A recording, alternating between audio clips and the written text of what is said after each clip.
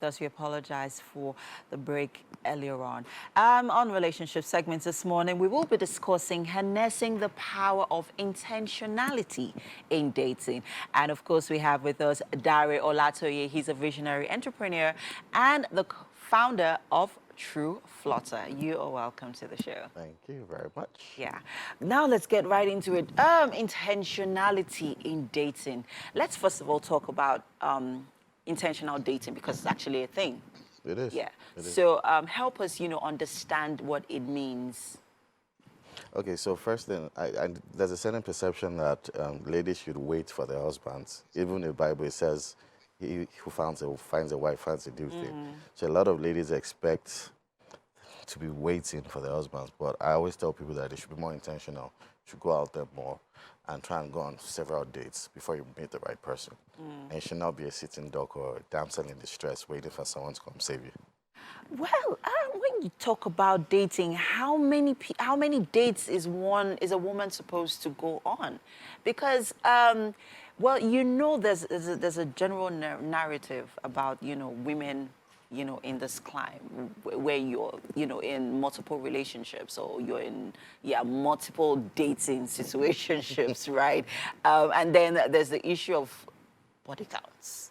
There's the issue of moral values that's being questioned. So how is a woman, in the context that you put it, how is she able to, balance it in a way that, all of these questions do not come into, play? Yeah, it doesn't have to be body counts. It just be dates. It could be coffee. It could be lunch. It could be dinner. It doesn't have to go deeper than that. But what I just say is that you have more opportunities to meet people and to get to evaluate them and make decisions, and make decisions if they're the right people. So it doesn't have to be body. It doesn't have to lead to body counts.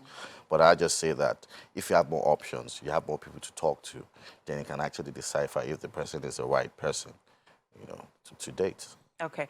Now that also sort of puts the woman under pressure where she's being, because, there's also the, her not wanting to come off as being pushful or being too forward. In a case where, okay, in trying to create a scenario here, right? You've been in multiple dating situations where, you have met all of these people. And, amongst all of them, because you know what you want. The woman in this situation knows what she wants, right? And she eventually, in all of this, in the array of men she's met, she finally finds one that she, is in sync with, that she connects with, that she, would like to do more with, right? How does she communicate it in a way that doesn't seem like she's being, pushful or too forward or she asked me out sort of situation? Because it can be misconstrued. It's not about asking the man out. It's about asking the right questions.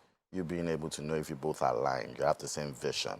A lot of people say that, oh, don't ask some certain questions on the first date. But the question is that, why wait a long time when you can just ask these questions and get the answers now?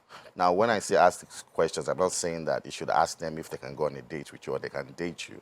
But ask the right questions if they're actually aligned with your own vision.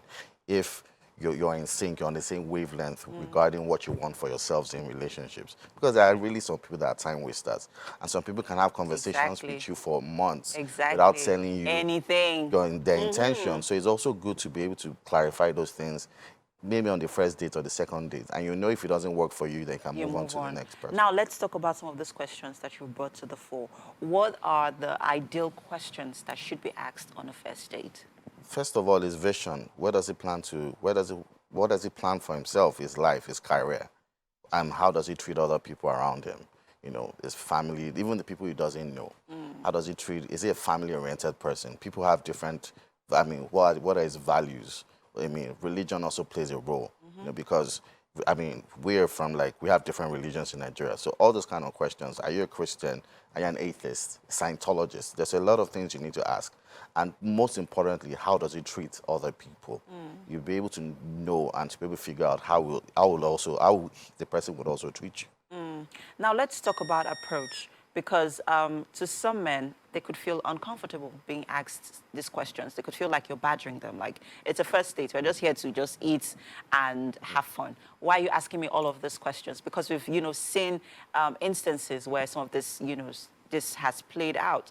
So let's enlighten us a little bit more about, how to approach this so it doesn't seem like she's being too confrontational or being too, she's badgering him more like So that. first of all, I don't want it to sound like it's only ladies that need to do this. Men also need to do this too. They need to ask the same questions too. So Okay. it's not one side. It's actually a two-way street. Okay. Second of all, there are ways that you can ask questions that doesn't seem confrontational, but you can actually jokingly ask those people, without them feeling a certain way. But most importantly, if someone has an ulterior motive, there's a way they'll react to those kind of questions. So you also need to pay attention to their body language. The body language and how they react. But if it's someone that had an ulterior motive, then he will react a certain way. Then okay, this guy is not serious, or this lady is not serious regarding, what I want or what I want for myself. Just how they react to that is very important. Okay. Thank you so much, Dari. I'm sure someone watching right now has been able to get, one or two things from this conversation because it's very important. Yeah, intentional dating, as you have mentioned. Thank you so much. You're welcome. And that's a wrap on the relationship segment for now. It's the top of the hour. People Wake Up Nigeria continues in a bit. Stay with us.